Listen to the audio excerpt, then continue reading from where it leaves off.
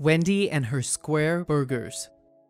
There's a lot to talk about when it comes to the American dream. Inside that huge idea are the conversations of being born on the right side of the tracks, getting a good education, and not dropping out of school. It's often said that those born into a stable family with a complete secondary school background have a higher chance of success compared to their complete opposites. But imagine a scenario in which I showed you the case of a man who was adopted, grew up generally poor, dropped out of secondary school, and managed to get fired from multiple different jobs, who might have the diligence and courage it takes to create the third largest hamburger chain in the world and achieve the American dream. Wendy's made a statement so loud that the legacy still echoes in our ears to this very day. Their founder was loved, celebrated, and today still stands tall as a role model to hopeful entrepreneurs and philanthropists all around the world. That person was Dave Thomas, and this is his inspiring story. Dave Thomas was born on a Saturday, July 2nd, 1932,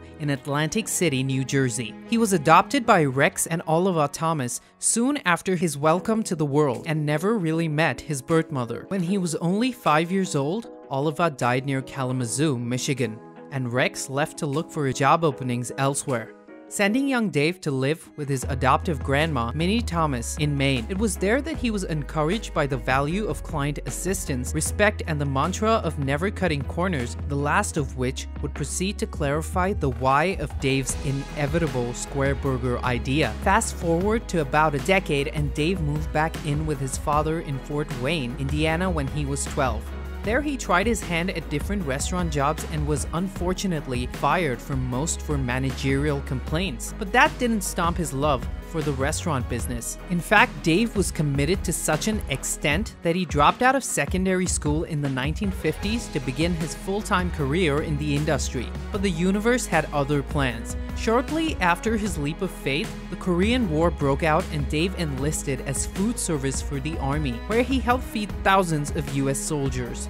After the war, Dave came back to Fort Wayne and took up a job in Hobby House, a restaurant he worked at before. It was during this time that he met and worked closely with Colonel Sanders, founder of KFC, who formed a franchise partnership with the owners of Hobby House. As the partnership was in motion, the franchises soon began to struggle. Sales were not as strong as they had hoped, and fortunately for Dave, this opened a once-in-a-lifetime opportunity, one that put him on a new path. You see, the Colonel offered him a share of KFC interest if Dave could turn the franchise around. Now determined, he did exactly that.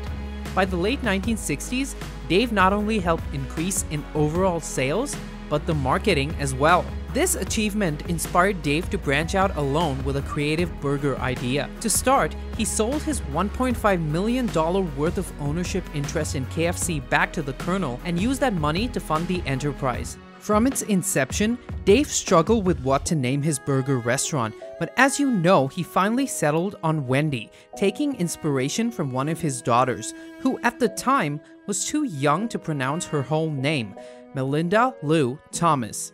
With that, he opened the first Wendy's on Saturday, November 15, 1969 in Columbus, Ohio with the slogan, "Quality is our recipe." From 1970 to 1982, Wendy's only grew with each year, reaching up to more than 1,000 units.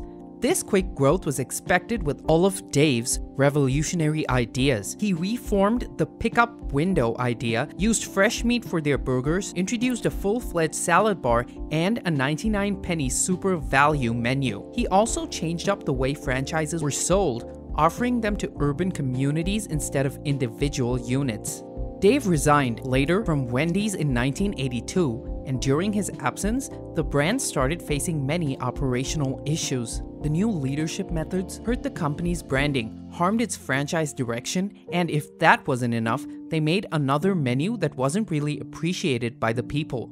These conditions led to a decrease in deals across the board and a sensational slug in franchising. So, the new leadership, in the end, collapsed, which only pushed Dave to return to the company towards the tail end of the 1980s as the knight in shining armor to rescue Wendy's and set it back on the growth path.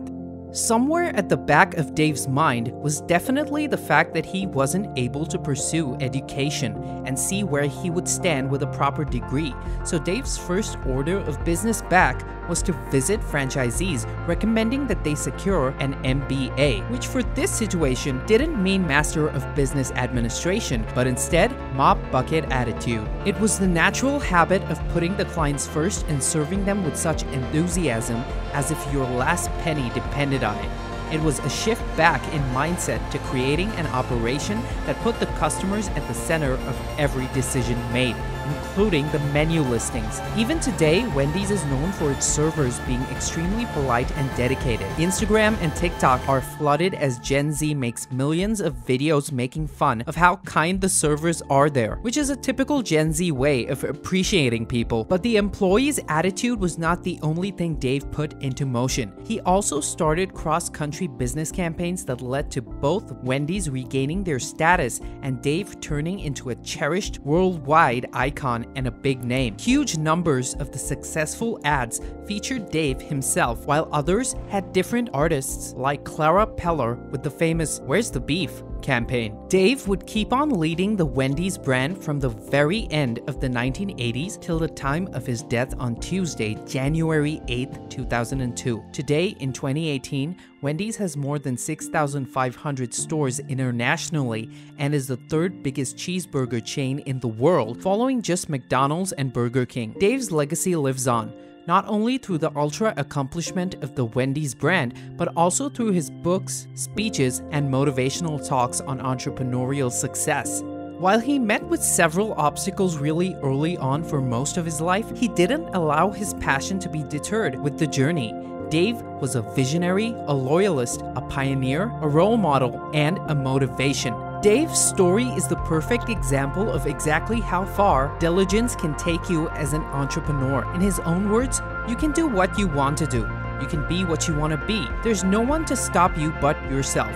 People from all over the world are aware of Wendy's, not only for their square-shaped burger, a concept that changed the face of the fast food industry, but also because they never compromised on the quality even when they were in a tight spot. This is dedication. This is passion. If anything, I believe the moral of the story is, if you love something, give it your all, or in other words, go big or go home. Dave is probably one of the most inspiring stories in the entrepreneurial industry because he managed to build something out of nothing. He started from scratch to build his legacy and let the world know what he was about.